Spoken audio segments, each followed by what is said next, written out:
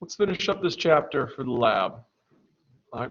Now, some of these slides are going to look a little bit familiar. Well, will look familiar to when we cover this material in lecture. But I feel like if we get the anatomy out of the way when I'm going over the material in the lecture, it'll be easier to understand when I get to the physiology portion here. All right. So when we say the ear structure, we're going to be talking about more than just the sense of hearing. We're also going to include equilibrium, okay? So this is when I'm talking about the ear structure, we're going to be referring to, all right, sound detection and actual movement of your head, which is our equilibrium system. Okay? Whether you're looking up, down, or up, or turning your head from side to side, that's going to be detected by the your vestibular system. All right, obviously, right now we can all pretty much hear my voice, and so that will be determined, all right, by the auditory system, and we'll talk. But both of these senses are actually going to be carried by the same nerve, the vestibular cochlear nerve. All right, the vestibular cochlear nerve branches as we get closer to the portions of the inner ear, and you have the vestibular branch and then the cochlear branch. One goes to the auditory structures, the other one goes to the vestibular apparatus for your balance and equilibrium there. All right, but we'll talk about that. But for now, I'm going to talk about sound detection. Okay, hearing. All right, so we're going to start off with the most external portion of the hearing apparatus. All right, and that's going to be the pinna or the auricle. Both are, so when we do labeling, the auricle is that thing that you see sitting on the side of your head. All right, when we do the labeling, we will label it as the pinna, P-I-N-N-A. All right, and its job is to funnel sound into your auditory canal. Okay, it's made up of that elastic cartilage there, and it's going to direct the sound into your external auditory canal or external acoustic meatus. Right? We carry that sound to the tympanic membrane, which is your eardrum. All right? When it gets into the ear canal, okay, it's this relatively short tube that is going to have cerumen, okay, which is the secretion that the ceruminous glands will actually provide to, one, okay, prevent microorganisms from accumulating there. I had a roommate when I lived down in the Caribbean for several years, and he was a very interesting person. I like him a lot. He's from Texas, but he was a little odd in the fact that he said while we were living down there that he refused to clean his ears. I know, exactly. That's the expression that I gave him when he said that to me, and I wasn't even wearing a mask. And I said, that's odd. I said, why? He says he didn't want anything crawling into his ears, and so he wasn't going to clean out his earwax. That's the reason he gave me, and I can tell you this right now. He never cleaned his ears while we were there, and I wasn't there for very long, a couple of years. But that's pretty much what the earwax will do. It'll help lubricate, I shouldn't say lubricate, but it helps to coat the internal portion there, thus preventing infection, decreasing the infection because it impedes microorganisms from growing. Then as we approach the end of the ear canal, we'll come to this structure that everybody likes to call the eardrum. We, in this class, are going to refer to it as the tympanic membrane, all right? And it's like a tambourine.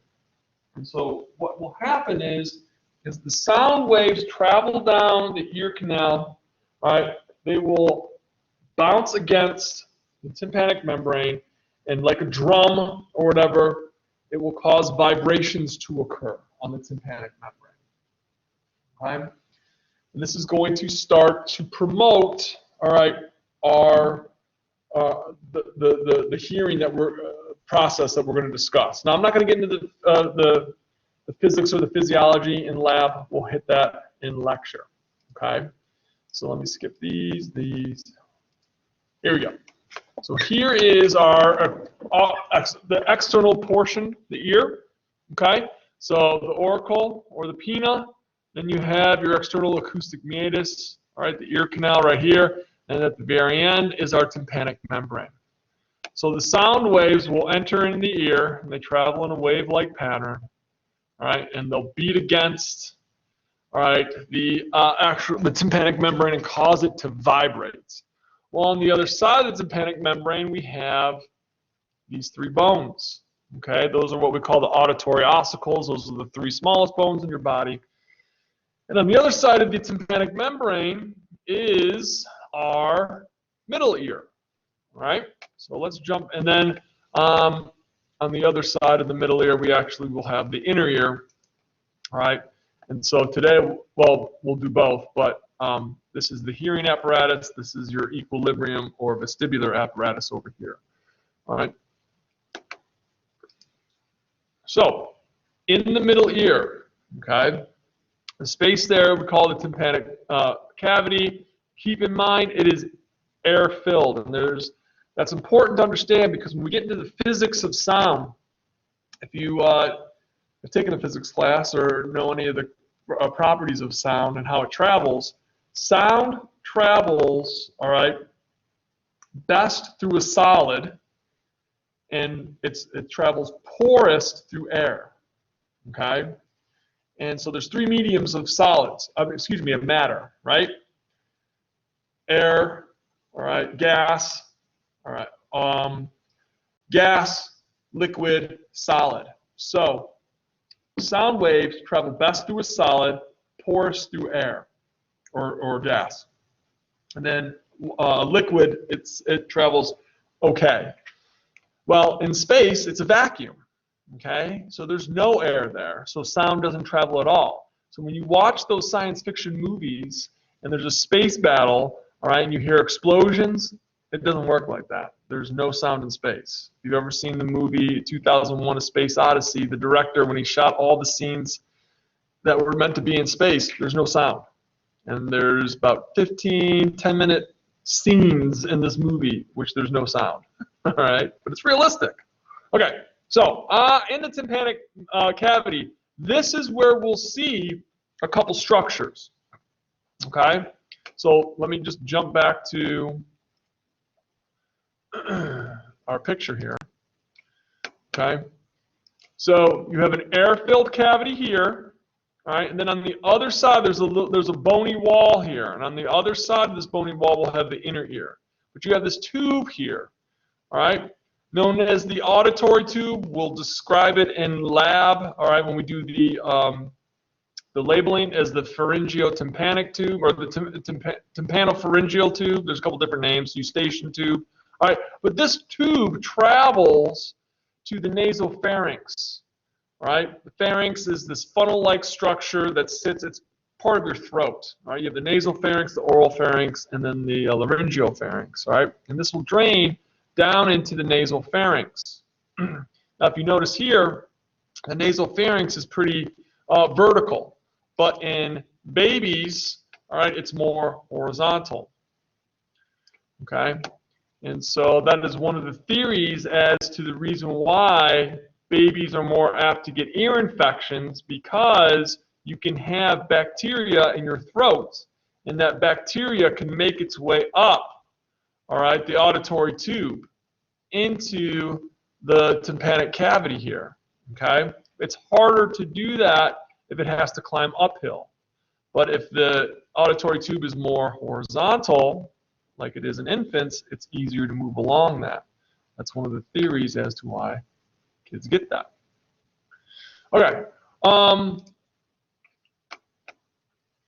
If you've ever driven up to North Carolina, been in a plane, all right, you are going to utilize the eustachian tube to help equalize ear pressure, okay?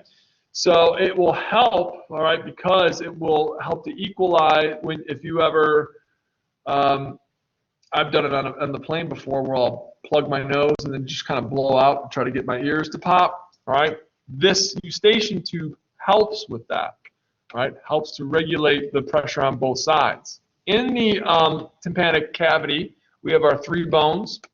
The one that's immediately on the other side of the tympanic membrane is the malleus. It used to be called the hammer, right? Because it looks like a hammer, but the malleus actually makes direct contact with the tympanic membrane. Then the incus, all right, also known as the anvil, that articulates with the malleus. Right? That's like the middle bone. And then the third and final bone is the stapes. They say it looks like a stirrup, all right? But it's the stapes that connects to this structure here called the oval window. All right? And the oval window is going to lead us into the cochlear duct system, and that's where the hearing will occur. So basically, the purpose of these three bones is to help to amplify sound waves. Because remember what I said, sound travels best through a solid. Well, bones are pretty solid. So as the tympanic membrane starts to vibrate, it will cause the malleus to vibrate, the incus, and the stapes. So they'll all vibrate as those sound waves are amplified. And then the stapes, it's got this, I'll show you a picture of it. All right? The stapes has this, this structure right here. It's oval in shape, and that's called the foot plate, okay? And on the other side of this foot plate is the oval window. All right, and in the oval window is where our hearing apparatus, which we'll talk about in a few moments, is located. So these structures will start to vibrate. It'll start to move the foot plate against the oval window, and then the oval window will vibrate, and we'll talk about what happens later on with that. Okay? So because we're going to change the median in which sound travels through 3 times. It travels through air to get into your ear. Then it's going to travel through a solid as it moves through the auditory ossicles. And then eventually those auditory ossicles will transmit, all right, those waves to the oval window. And the oval window, on the other side of the oval window, is fluid. And so, again, it'll convert those sound waves, all right, into pressure waves, all right, in a fluid medium. Now, fluid doesn't transmit sound waves as well as a solid, but it does it better than air. Okay? So you've got 2 muscles here that help to maintain in a situation in which if the sound waves get really loud, they'll start to vibrate these bones, all right, quite a bit. But we've got these 2 muscles. You don't need to know them for identification purposes. It's the Meatus, all right, and then the tensor tympani muscle. All right, both of these help to restrict those auditory ossicles from moving too much in case of loud sounds there. Okay, so now we're going to go to the inner ear, all right here in the petrous portion, okay, of the temporal bone, all right, and this is where we're going to find, all right, our cochlea, and that's going to be our hearing apparatus. So we're now going to discuss what happens in the inner ear, okay? So in the inner ear, we have what's called the cochlea, all right? And the cochlea has several structures here, all right? But what we'll see is in this bone apparatus here, all right, that we'll see in the inner ear, in the petrous portion here, we've got 2 structures, the bony labyrinth and the membranous labyrinth. I'm going to come right back. I'm just going to show you. Okay, so we're looking at this. Here's the cochlea. This is our hearing apparatus. So imagine this structure as a big, long tube. That's what it is. Okay, it's this big, long tube, okay, with this thing that runs down the middle of it. And what we've done is we've taken this tube and we've rolled it up. We rolled it up like this. Okay, so it looks like a snail shell. All right, so that's what we've done. We've taken our tube, we've rolled it up like a sleeping bag or a blanket or whatever into this snail shell-like structure. But what we're going to do is we're going to take a slice through this, we're going to take a slice through this tube here. All right, you can see what we've done. We've taken a slice right through the tube, and here's what we're looking at in this cross section. All right, so here in the bony portion where you have all these little kind of pores and holes in it, that's the bony labyrinth, all right?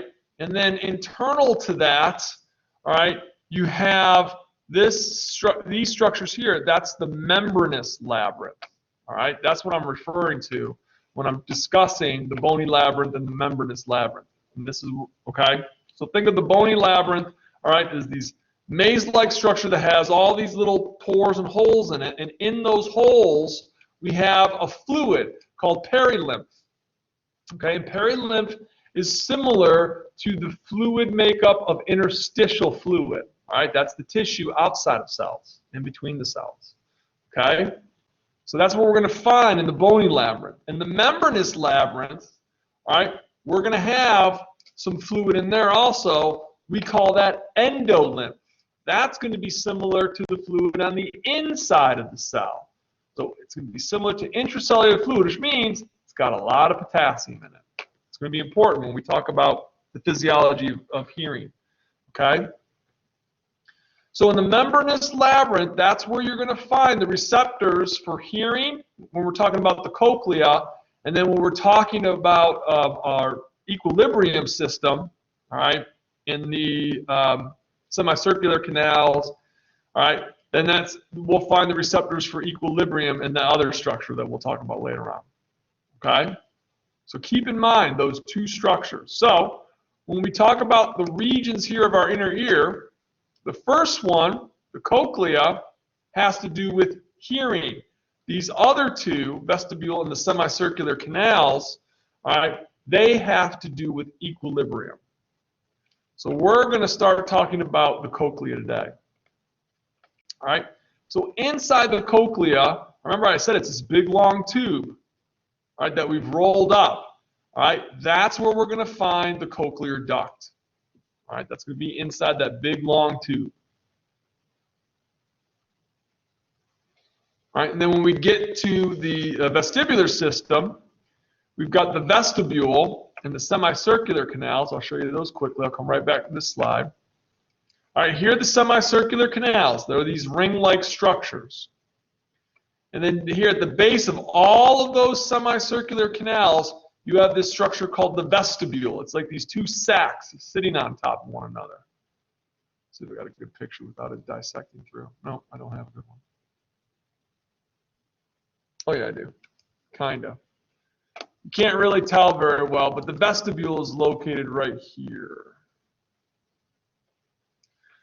When we label today, you'll see it. There's two sacs that just sit on top of one another. Okay, one right on top of the other. All right, and so there's those two sacs are made. They're called the utricle and the saccule. All right, and then the rings, the semicircular canals, all right, come from that region there. All right, well, I'll get into more detail about that. All right, so right now, what I want us to focus on is the cochlea here, all right, that has the cochlear duct. So this is what we're going to be focusing on, all right, this structure right here, all right, our cochlear duct. All right, so when we talk about the cochlea, let's talk about a couple of the structures here, all right. One, all right, you've got the modiolus, and that's this guy right here. So we wrapped up our snail, and at the center of it, you've got this nerve, this space here, all right, where we have the cochlear branch of the vestibular cochlear nerve. All right, so that branches off here, and it gives off these neurons to each of these different sections, all right, throughout. So this space right in here, all right, that's the modiolus. All right. So inside of our cochlear is our cochlear duct. So we're going to talk about the different pieces. So I'm going to point out one section, and then I'm going to show you on the picture here, okay? So the cochlear duct is the membranous labyrinth here, okay? So that's this guy right here. It's kind of colored pink here, all right? Or he's got a pink or purplish hue to you. All right, this is the cochlear duct. This is what sits, all right, within that snail shell here, okay? So the cochlear duct, all right, is going to have on the top here that forms the roof of the cochlear duct. That's the vestibular membrane. And that divides or separates the cochlear duct from the scala vestibuli. And then what makes up the floor of the cochlear duct is called the basilar membrane. It's got this structure in here that's called the spiral organ. We'll talk about that in a second. But that's part of the basilar membrane. And the basilar membrane separates the cochlear duct from the scala tympani. Okay? So these are all inside the cochlea here. All right? So the roof is the vestibular membrane, the floor is the basilar membrane. All right, now, the scala vestibuli and the scala tympani, okay, those two chambers here that you see, here and here, all right, they actually will connect to one another. Because remember, what we've done, and I know it's hard to see here, I've got a slide and lecture that I'll show you. Just need a place to write it out. Okay, so here's our long tube, all right. In the center, we have the cochlear duct. All right, that's the cochlear duct right here, where I'm kind of filling in. So remember, the roof of the on top of the cochlear duct, we have the scala vestibuli, all right, and then below it is the scala tympani. But where these both connect, right here in this area here, all right, that's the heliocotroma. This guy. Okay, that's the small little space that connects the scala vestibuli to the scala tympani. All right, so think of the scala vestibuli on top of the cochlear duct and the scala tympani below it. Now, I'll point out the purposes, you know, the functions of what these structures do. All right, but for right now, just kind of keep in mind where they are in location to one another. All right, we got lecture to explain all that for us. Okay, you good with that so far? I know you don't worry about the physiology. We'll get there. All right, so let's now finish up with the last part of the inner ear, the last part of chapter 16 for lab. All right, and that's going to be our vestibular system. All right, equilibrium. And basically, all right, when we're discussing equilibrium, it has to do with the head. All right, so depending upon the position of where the head is located or what it's doing will help us to maintain our balance and equilibrium. Okay, so when we refer to equilibrium, we're essentially saying, all right, we are aware of where our head is and what it's doing, what position it is in, where it's moving to. All right, is it up or down, looking to the left, looking right? Okay. So how we monitor this is with the vestibular apparatus, which is made up of those three structures that I showed you before, the semicircular ducts and the utricle and the saccule. Now, the utricle and the saccule are known as the vestibule combined.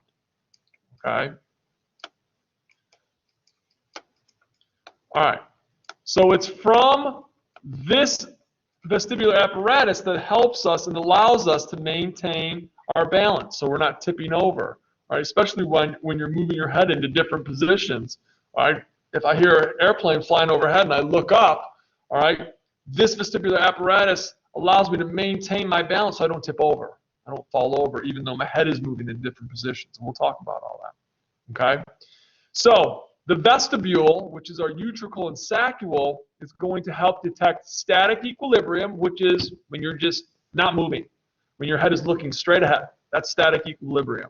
All right, because believe it or not, the neurons, all right, in this structure are going to be sending signals, all right, to your vestibular center as to where your head is and what it's doing. All right, now, if I start looking up and down, that's called linear acceleration.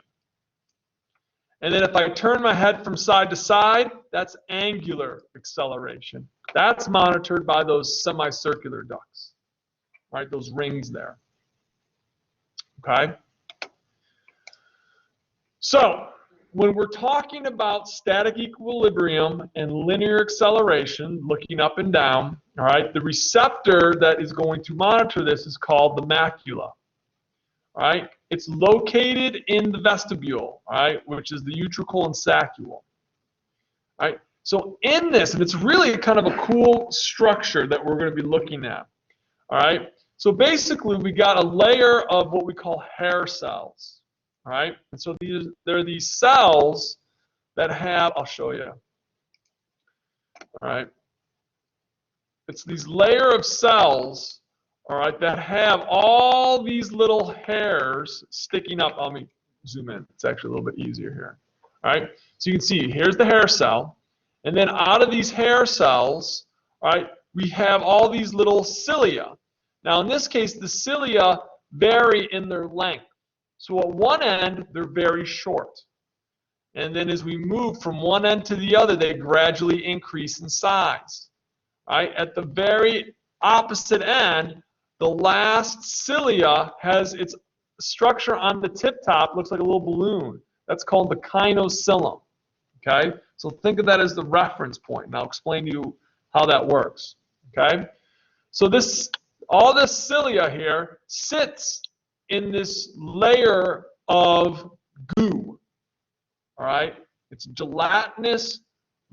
I can't even describe it as mucus, but it's like jello. That's essentially what it is. It's a gelatinous layer, all right, of goo that sits right on top of everything. And in it, we have these calcium crystals called otoliths. Okay? So when you start to move, this layer of goo, this gelatinous layer, is going to shift back and forth. You ever seen, has anyone ever seen like a jello mold, you know, on a dinner plate or whatever? And if you shake it back and forth, it goes, it kind of shifts back and forth. That's what this gelatinous layer does. All right, it will shift back and forth depending on the movement of your head. And when it does that, it's going to cause these structures here to move. And I'll talk to you about that in 1 second. Let me just come back to this slide here. All right, just to kind of finish up what I'm talking about with the macula here. All right, so with the macula here, you're going to have your hair cells that are going to have the stereocilia, and then at one end, you're going to have your Chinocylon. And it sits right into the otolithic membrane, that layer of gelatinous goo, that is loaded with these calcium crystals, these otoliths here. Okay? So as you start to move your head around, all right, that membrane is going to shift, and it's going to cause the stereocilia to bend. If they bend toward the Chinocylon, right, we get depolarization. Okay? If we get depolarization, we get an increase, all right, in the neurotransmitter release. If they move away, all right, if the stereocilia move away from the Chinocylon, then we get hyperpolarization. Okay? Which means we will decrease the amount of neurotransmitter that we're releasing. All right, so the macula are going to be located here in the vestibule. All right, it's these two sac-like structures, here and here. All right, that's where they're going to be located. All right, so here is, all right, the otolithic membrane. Here is the macula with the hair cells, with the stereocilia and the Chinocylon. So now I'm going to walk you through it. All right, so when your head is in the upright position, looking straight ahead, okay, the otolithic membrane should not be moving. But what will happen is the neurotransmitter will be released at regular intervals, kind of like what we saw with our blood vessels. Okay, remember how the autonomic tone I was describing? It's that continual release. All right, the sympathetic neurons will release to keep your blood vessels in a partially constricted state. Well, that's what we're going to see here. We're going to see the neurotransmitter in this situation released at regular intervals. So it's going to create a standard nerve frequency, like let's just say 10 action potentials a second. Okay? And so if 10 action potentials a second are occurring and traveling along the vestibular cochlear nerve, all right, to your vestibular center, then your brain knows, okay, you're looking straight ahead. Okay? So now what you're going to do is you're going to look up towards the ceiling. So you tip your head back to take a drink of water. You tip your head, and then what happens is, all right, the otolithic membrane shifts. All right, as it shifts, if it shifts everything towards the Chinocylon, it causes the Chinocylon to depolarize. All right, or the hair cell to depolarize. And what did I say? If it depolarizes, it increases the neurotransmitter release, and that's what we're seeing here. All right, we're increasing now the rate of neurotransmitter release, so we're creating more action potentials. We've gone from, let's say, 10 action potentials a second to 30 action potentials a second. So when that information arrives, all right, to the vestibular center in your brain, it knows, okay, I'm getting this at 30 action potentials a second. I know that my head is an extension. It's looking up, okay, because we've change the rate of the nerve signal release here. Now, if you look down towards the floor, the otolithic membrane will shift in the opposite direction, and it moves everything away from the chinocylum. So now we've hyperpolarized, all right, our chinocylum. I keep saying chinocylum. We've hyperpolarized our hair cell. So what that does now is that decreases our nerve signal frequency. So now, all right, we're maybe releasing 5 action potentials a second. So your brain then knows, all right, it's getting fewer action potentials, less than the standard number, all right, when the head is in static equilibrium, then it knows you're looking down. All right, we'll review this again in lecture. All right, I just wanted to hit it up here. Okay, so that's for, all right, static equilibrium and then linear acceleration. All right, how about angular acceleration? That's essentially turning your head from side to side. All right, so if we're going to be talking about angular acceleration, we're going to be referring to the semicircular canals. And at the base of each of these semicircular canals, there's a little bit of a swelling going on. That's right here. All right, and these swellings are called the ampulla. Okay, so in the ampulla, all right, you've got a structure called the crista ampullaris. And to me, it looks like a flame. Okay, and within, all right, the ampulla, and within the crista ampullaris, that's where you're going to see the hair cells. And the hair cells are going to have the same makeup. They're going to have stereocyli, and then one of those stereocyli is going to have a chinocylum. Okay? And again, it's going to be stuck in a gelatinous layer of something, and we call that the cupula. All right? So now we're not calling it the otolithic membrane anymore. Now we call it the cupula. Okay? So now, when you start to move your head from side to side, all right, that cupula, that gelatinous goo, is going to start swiveling or moving from side to side, all right? And so it's going to push the stereocyli either towards the chinocylum or away from the chinocylum. If it goes towards, just like with our linear acceleration, it depolarizes the cell. If it moves the stereocyli away from the chinocylum, it's going to hyperpolarize. And so this allows, again, same thing. We are going to change the rate of the neurotransmitter release. If we depolarize, all right, the hair cells, we're going to increase the neurotransmitter release, and so you're going to get more action potentials going to the brain, all right? And that's going to tell you that you're turning your head to one side. Now, if the stereocyli move away from the chinocylum and we hyperpolarize, now we're going to release less neurotransmitter, okay? And we're going to decrease the amount of action potentials going to the brain, and then your brain knows, okay, I've turned my head to the other side, okay? So it's going to be opposite. So let me just show you this right here to kind of give you a peek. So here's the cupula. That's that big gelatinous blue flame that I was telling you about. You have your hair cells down in here, all right? And then you have off each of the hair cells the stereocyli, and then that one chinocylum here, okay? So when you move, all right, your head side to side, all right, you've got fluid, okay? You've got the fluid, the endolymph here, outside of the cupula. And so that fluid will push against the cupula and cause it to move either to this side or move it this way. And when that moves, it's going to push the stereocyli either toward or away from the chinocylum. All right, and if it does, it'll either depolarize or hyperpolarize. And then your brain is able to tell, all right, which way your head is moving, all right, depending on how many signals and where they're coming from and what's going on. Now, when we talk about the equilibrium pathway, we're going to be involving a couple other structures. All right, we're going to involve the cerebellum because that has to do with balance also. All right, and we're also going to involve the eyes too. All right.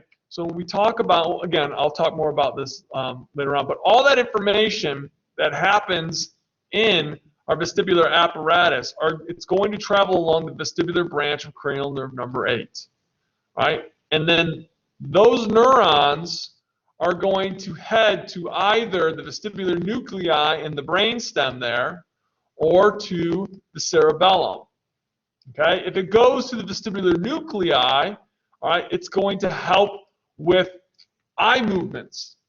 Okay, if you think about it, because if your head is moving around, all right, we need to be able to control your eyes to provide enough input to maintain balance. All right, the information that goes to the cerebellum, all right, that is also going to help with balance, but also muscle tone. All right, because if I'm moving my head in different positions, all right, especially, and I don't even have to be actively moving my head. If you're sitting in a swivel chair and someone puts you on that chair and starts to spin you around, all right, and then they spin you and spin you and spin you, and they say, all right, now get up and try to walk. You ever notice how you're kind of walking like a drunken sailor? You've ever done that? All right, but you stumble, okay? Well, the reason why you don't fall over is because the cerebellum is helping with as best as it can to help maintain balance.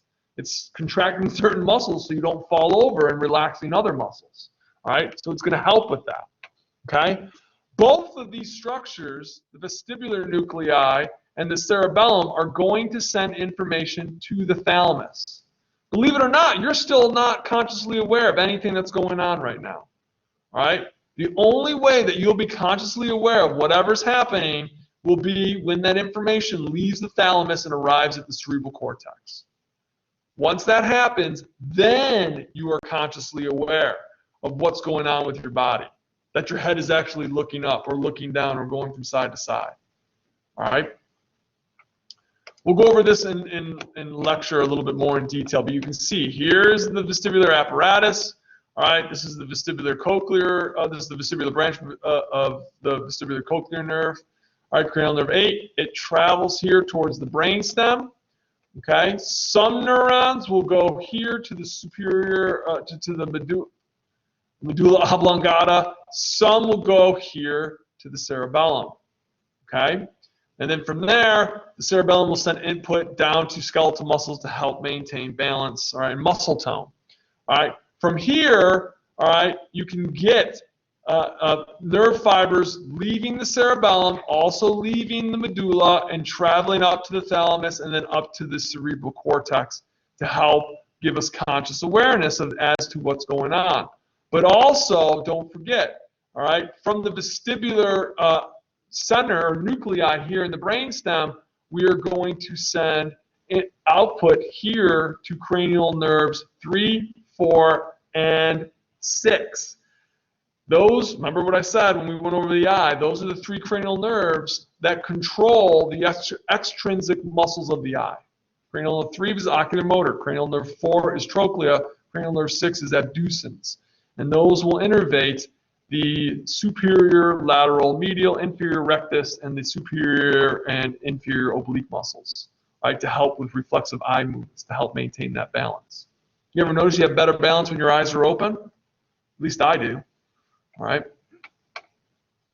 All right. Any questions about any of that? No? Okay. All right. Are you sad because that was the last part of lab? At this point, you're probably all grateful to be done. We're getting close to being done. I know. I know. All right. Let's do some labeling.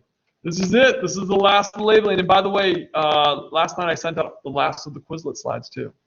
So you have all the information that you need. All right, for the user at home, go ahead and pull out your lab atlas, and let's do a little bit of labeling here, okay? Okay. So this slide here is showing us, this is what we talked about here just a few moments earlier, all right, all the portions of the external ear, all right, the pinna, all right, the external auditory meatus, and the tympanic membrane. We're going to go through each part individually, okay? So you can refer to this as the pinna or the auricle. Either or is fine, all right? And that's that external disc-like structure that sits on the lateral portion of your temporal bone, okay?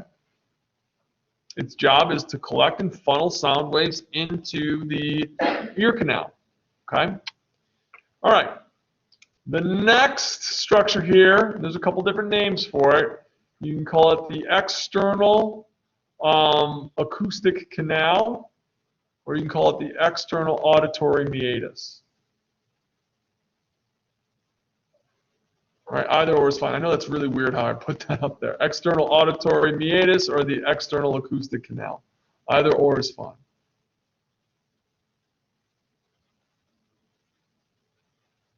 All right, and then at the end of the external ear is the tympanic membrane there.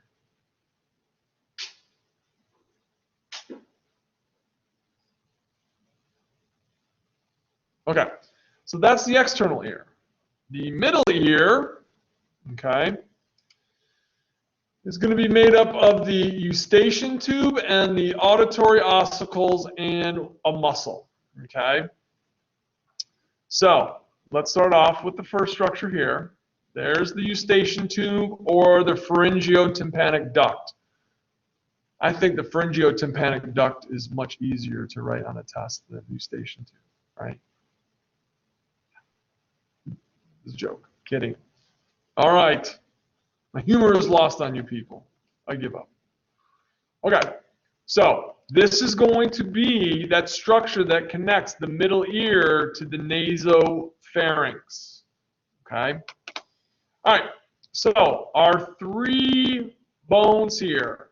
The malleus, also known as the hammer.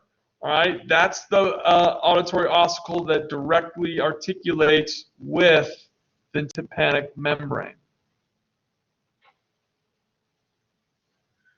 All right, the next one, the middle bone, that's the incus. Right, and then also known as the anvil. And then finally, the last one here is the stapes or the stirrup. No one really calls them the anvil, the hammer, or the stirrup anymore. I haven't heard that in a long time. All right, then the last structure, all right, for the middle ear canal or middle ear is going to be the tensor tympani muscle. That's the one that equalizes pressure.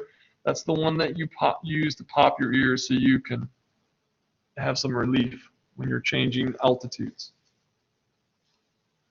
You know, an easy way. Does anyone anyone here ever have any issues when they're flying with ear popping? You know a good solution to that? Yeah, oh, good. All right. Yeah, chew gum or don't fly. All right.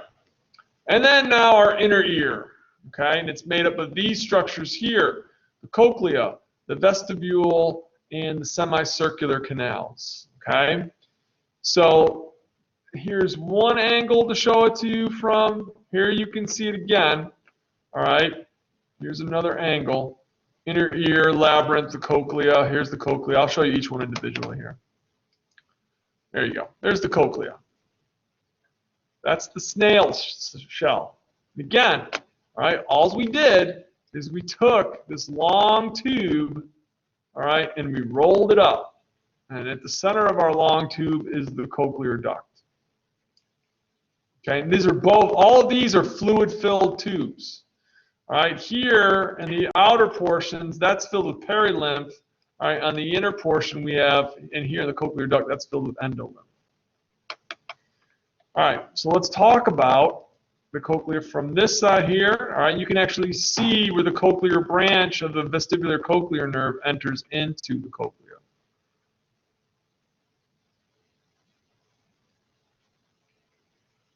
All right, so now what I'm going to do is that long tube, we're now going to slice it, all right, and we're going to do a cross section. All right. So actually, let me show you this one first. Here is, you know, the pulled out view. All right. This is here's the cochlear duct. All right. So now what I'm going to do is I'm going to come right back to this slide, but I'm going to zoom in on this structure right here. Okay. The whole structure is called the spiral organ, but right here, those are the hair cells. All right. And we'll talk about their purpose. But again, those are going to be those cells that are going to stimulate, all right, the receptor cells, all right, when there's actual sound occurring. And we'll talk about how that all works. All right, so these are hair cells, all right, right under this membrane here. I'll tell you what the name of that is in a second here. All right, so the cochlear duct is right here. The roof of the cochlear duct is the vestibular membrane. That's the roof of the cochlear duct.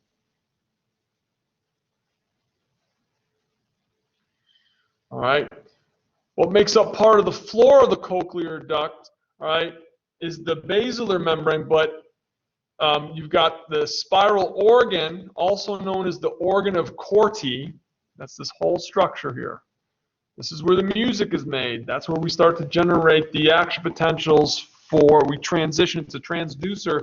It's going to convert, all right, those sound waves, those pressure from the sound waves, all right, into action potentials. All right, so this top chamber here, all right, that's the scala vestibuli, or the vestibular duct, this big area here.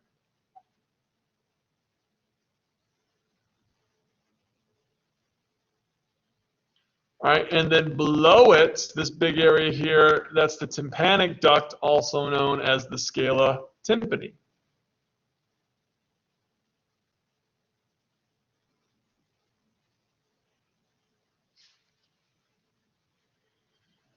All right, and then going back into the cochlear duct here, this membrane is the tectorial membrane. That's where the hair cells are attached to. All right, they're actually embedded into the tectorial membrane, and the tectorial membrane is like it looks like the otolithic membrane, like a gelatinous goo type of structure. All right, now we'll pan back out. There's the cochlear duct.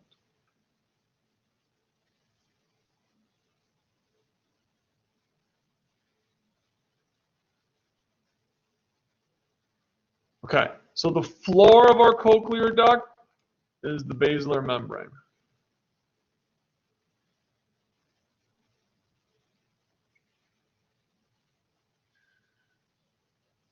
Okay, that's it for the hearing portion of the inner ear. All right, now we're going to move on to the vestibular portion. All right, so these arrows are pointing to both of those sacs I was telling you about, and those sacs, that area is referred to as the vestibule. All right, it's made up of the utricle and the saccule. Here's the utricle, that's the smaller sac on top.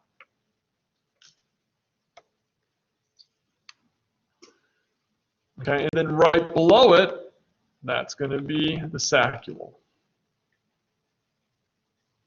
And that's where we're going to find in those structures, all right, the macula. And that's our sensory organ for static equilibrium and linear acceleration. That's where all those otolithic membranes are located and whatnot. Now these next two you don't have, okay?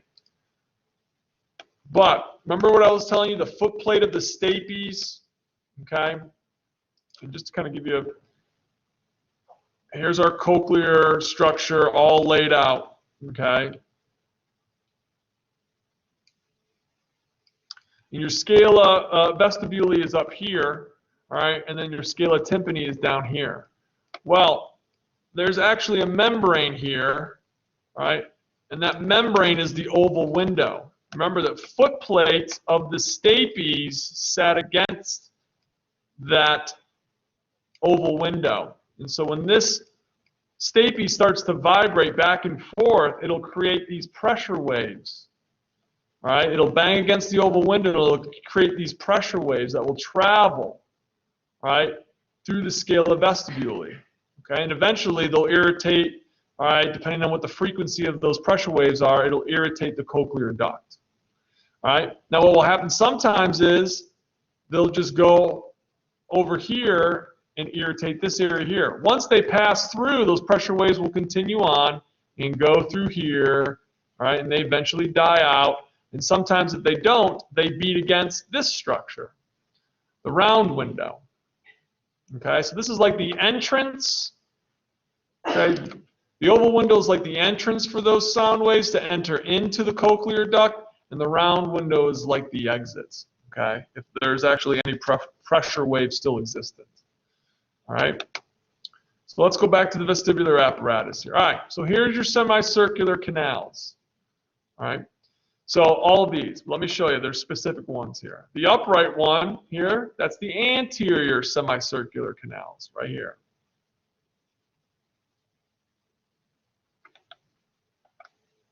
or superior.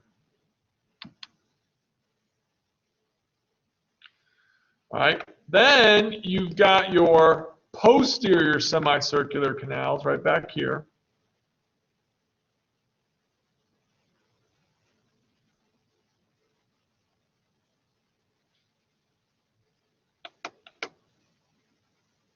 All right, and then finally, the last one is the lateral or horizontal semicircular canals. That's this guy back there.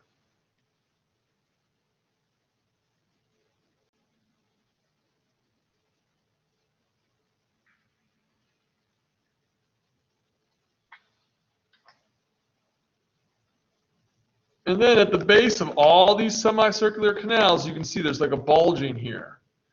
Okay? And that's the ampulla of the semicircular canals. That's where you're going to find that crista ampullaris there. That's the receptor apparatus for angular motion. Okay? Side-to-side motion, or not side-to-side, but yeah, side-to-side twisting.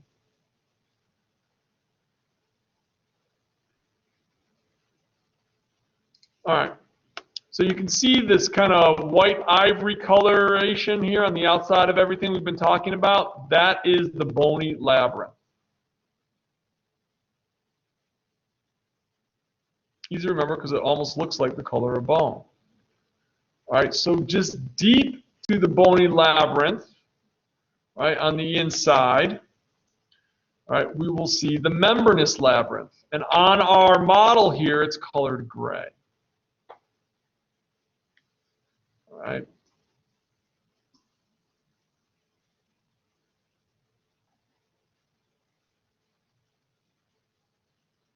All right, so this next slide is going to show you all the structures that have to do with equilibrium. We call that the vestibular complex there, right, or the apparatus. So you can see we're including, all right, the semicircular canals and the vestibule here, which is the saccule and or the utricle and saccule here. All right. So all of this has to do with equilibrium. That's your vestibular complex. Okay. In a quick review, there's the vestibule made up of the utricle and the saccule. And then two more structures, and they're both neurological structures. All right, so that is the cochlear branch of vestibular cochlear nerve. Now, that's a lot to write out. I would not mark you off if instead of writing vestibular cochlear nerve, you did cranial nerve 8. 1, 2, 3. All right, either or is fine. Cochlear branch of cranial nerve 8 or cochlear branch of vestibular cochlear nerve. Either or. And then finally, the last one, there is the vestibular branch of vestibular cochlear nerve.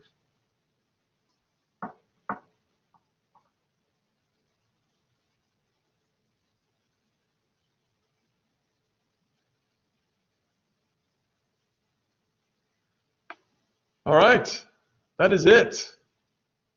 That is the final identification slide. Does anyone want to say a few words? Anything to remember this occasion by? You know, a colleague of mine told me, I'm going to stop recording here. A colleague of mine told me